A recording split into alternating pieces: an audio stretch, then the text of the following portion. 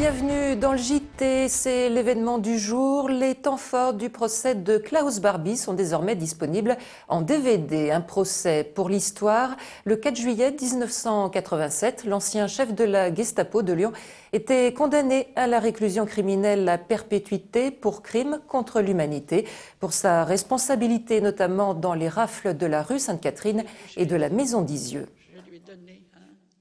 Le procès Barbie a été un événement unique, exceptionnel et incroyablement fort. Je rappelle que pour la première fois, un nazi était jugé pour crime contre l'humanité en France. Pour les générations futures et les générations à venir, je crois que de donner à voir ce procès, c'est une mission que je suis très heureuse d'avoir accomplie. Et dans le coffret disponible à la vente dès demain, 5 DVD proposent 19 des 145 heures du procès Barbie. Le torchon brûle à Bron. Demain soir, le conseil municipal devra se prononcer sur la demande du maire, Annie Guillemot, de destituer de leurs fonctions 3 de ses adjointes, une procédure inhabituelle. En cause, le profond désaccord sur le projet de la future médiathèque qui divise depuis maintenant quelques mois la majorité socialiste. Jean-Marc Roff.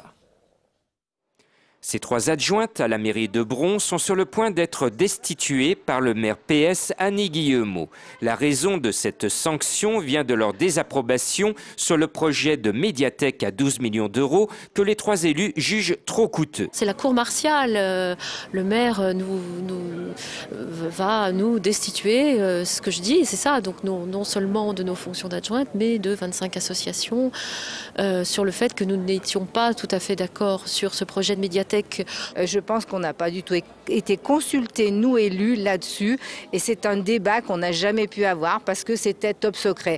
À aujourd'hui, je n'ai encore aucun document, je n'ai aucun écrit et pourtant je suis encore adjointe. En plein fief socialiste, l'UMP profite de cette fracture politique pour dénoncer également le projet de la médiathèque. S'il y a un accord avec une partie de l'opposition ou la totalité de l'opposition, il pourrait y avoir peut-être d'autres revirements. Et puis, si les votes ont lieu à bulletin secret, on ne sait jamais ce qui peut arriver. Nous sommes exactement sur le terrain de la discorde. C'est ici qu'à l'automne 2013, la fameuse médiathèque décriée sera livrée au public.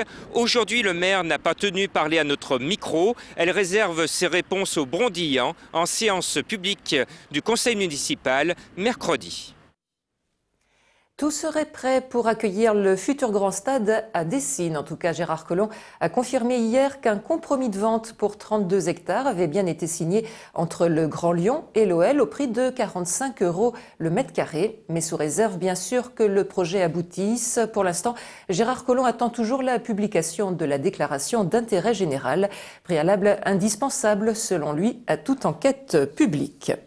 Le futur stade des Lumières, il en sera question ce soir sur TLM. Jean-Michel Aulas, Thierry Braillard, Philippe Meunier et Étienne Tête viendront en débattre en direct sur notre antenne. Le grand débat TLM Radioscoop spécial Grand Stade, c'est à suivre à partir de 21 h. Le musée international de la miniature dans le Vieux-Lyon s'ouvre aux techniques des effets spéciaux au cinéma. Dans un espace entièrement dédié, vous pourrez découvrir quelques-uns des secrets des magiciens du 7e art. De Gladiator à Alien, visite guidée au cœur d'une centaine de films. Gérald Bouchon. Vous savez, dans le film Narnia, que les enfants adorent, il y a un acteur qui se planque là en dessous. Sous la barbiche, il y a un acteur qui est planqué sous un automate étonnant. Il met ça sur sa tête et après, allez hop, nous y voilà. Regardez, je le fais marcher. Pour le tournage du film, il y a 3 manipulateurs pour cet animatronique, un robot qui se substitue à l'animal pour certaines scènes.